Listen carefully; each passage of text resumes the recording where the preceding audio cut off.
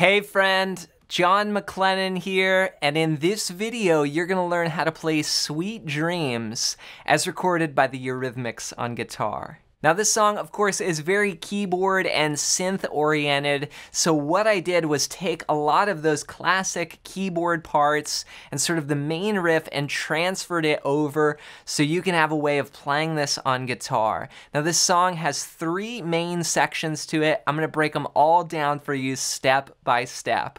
But before we jump in, if you're new here, I want to hook you up with something right away. I put together this ultimate fretboard guide that's going to show you the 5 must-know chords and scales to map out the entire fretboard.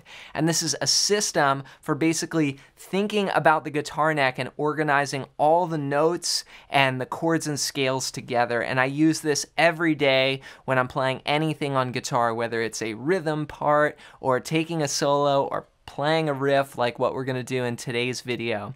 And I want to give it to you completely for free. Just go to johnmclennan.com/fretboard guide or use the first link down below and you can grab your copy.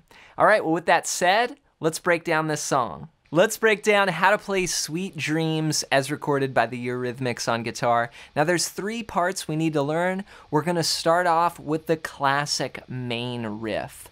Now this of course is based off the keyboard synth parts, and here's a way of playing it on guitar. 1, 2, 3, 4.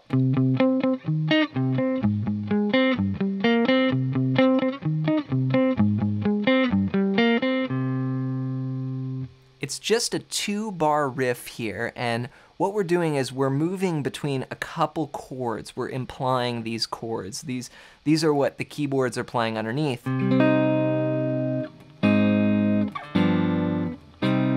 We're in the key of C minor, and we've got a C minor to an A flat, and then down to a G, or G7. And then that returns back to C minor. So it's 1, 2, 3, 4, then 1, 2, 3, 4, 1. Now the riff starts off with what I call octaves.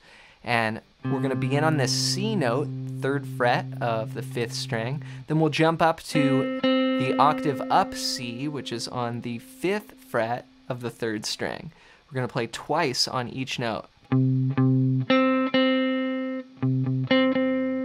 Then we'll use this same octave shape, but we'll bring it up to the 6th fret. Here we're going to play 6 on the 5th string, then 8 on the 3rd string. If we kept the shape the same, that's where you should be. Then we'll go back down to 3 and 5. That's the first bar, so it's... I'm using a little bit of palm muting here with my strum hand, and you can use all downs. There with the strum hand. So rhythmically they're 8th notes, 1 and 2 and 3 and 4, and then we're gonna go. So this is for the A flat chord. I'm gonna play the 4th fret of the low E twice. Then we'll go to 6 on the 4th string and then 5 on the 3rd string. Then walk down. That's 3 on the low E, and then 5 on the 4th string, and then finish with 3, 5 on the 3rd string. It's like pentatonic, right? So all together,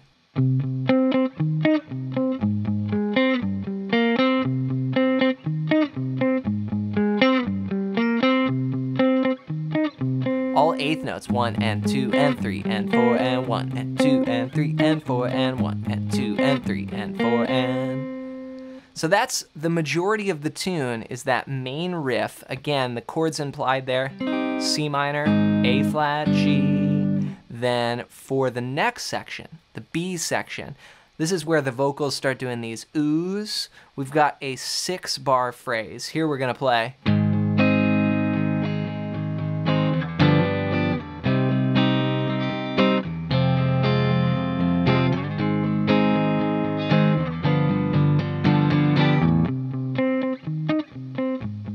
And back to the riff. So what I played here was an A flat bar chord, and that's starting on the low E, 4, 6, 6, 5, 4, 4. 1, 2, 3, 4, 1, 2, 3, 4, 1, 2. Okay, so it's the same chords as like what we had in the main riff, right? A flat, or the same shapes, then G7 down to C minor. Now that's 6 beats on A flat. So 1, 2, 3, 4, 1, 2, then 2 beats on G7, then back to C minor. So 1, 2, 3, 4, 1, 2, 3, 4, 1, 2, 3. Then we go to F minor, which is a bar chord here, starting on the low E first fret. 1, 3, 3, 1, 1, 1. It's like your major chord, we just don't have the middle fingers. So what I do is I double stack my fingers for extra barring strength. 1, 2, 3, 4, then A flat, then G7. Now rhythmically, I'm just going 1 and 2 and 3 and keeping that same, just like the riff, 1 and 2 and 3 and 4, and then when I strum, I just do that same rhythm.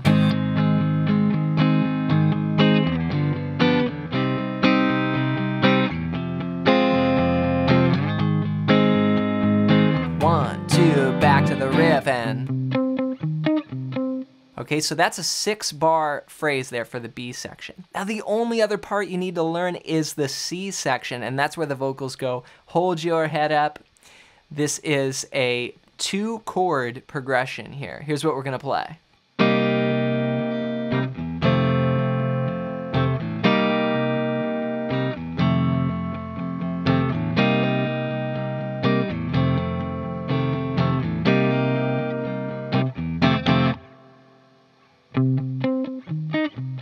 And we're back to the main riff. So 2 chords are used here. We're just gonna play a C minor, but this time we're gonna make it a minor 7. So the way you do that is you take this C minor here, which was 3, 5, 5, 4, 3. We're just gonna take that pinky off.